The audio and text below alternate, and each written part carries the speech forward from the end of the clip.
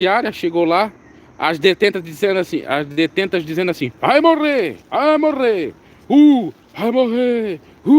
vai morrer. Ela já entrou em depressão, porque se coloca ela na cadeia, as presas matam ela mesmo. Matam ela, porque é um crime bárbaro matar uma criança, e ela já sabe.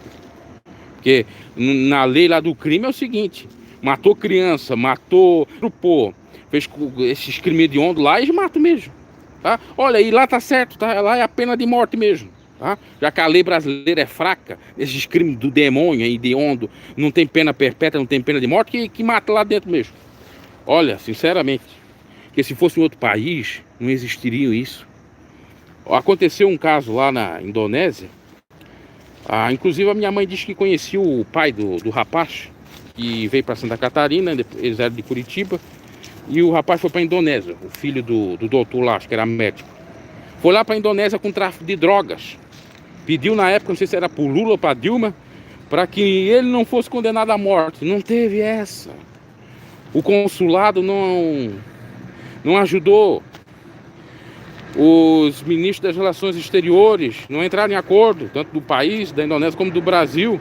Não foi aceito. O que aconteceu? Foi morto. Pena de morte por tráfico de drogas na Indonésia. E no Brasil? No Brasil é tudo liberado, tudo mil maravilha. No tráfico mesmo, o tráfico existe aí e nunca vai acabar praticamente. Lá não, é morte. Imagina se fosse esse crime lá. Olha, acho que era uma morte daquela de cortar pedaços. A pessoa ia morrer esquartejada, eu acho. Né? Tô exagerando, mas sabe lá se não é assim. Ou morte em praça pública.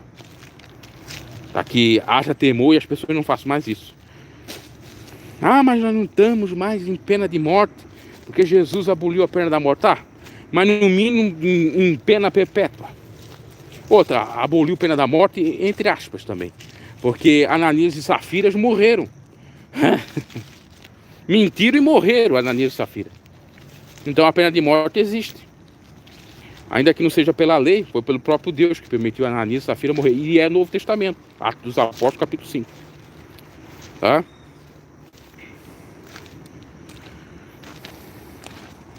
Então, essa discussão de pena de morte, eu estudei direito, eu me lembro que na época os professores falavam, eu também estudei os delitos, das penas dos delitos, é um livro do César Beccari, acho que é esse o nome.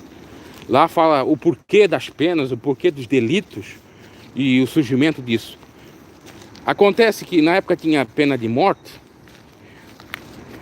obviamente se valendo da Torá, dos judeus. Aí depois começaram a ter um pensamento seguinte: não adianta matar o corpo, tem que fazer a pessoa sofrer com a alma. Aí inventaram a prisão. Não abolir a pena de morte, é melhor ficar preso.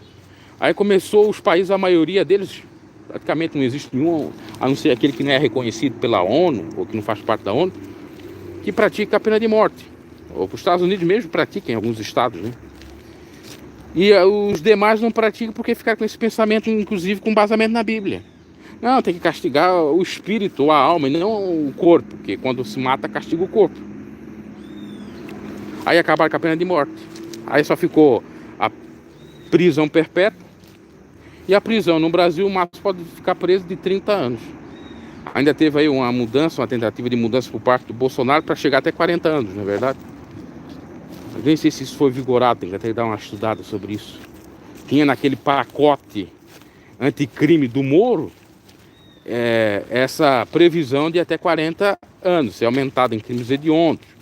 Mas não sei não se isso está sendo aplicado, ou se vale já.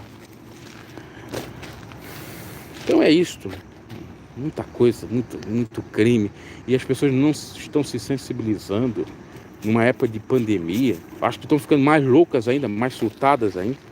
Recentemente um policial surtou-se lá em Laguna, Santa Catarina também, ia se jogar do quarto andar.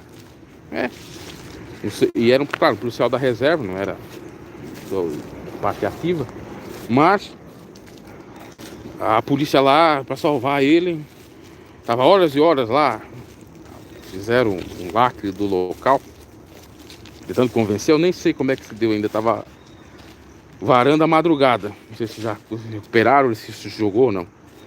São tempos difíceis, trabalhosos, como diz a Bíblia, mas a gente com fé tem que vencer tudo isso aí, né?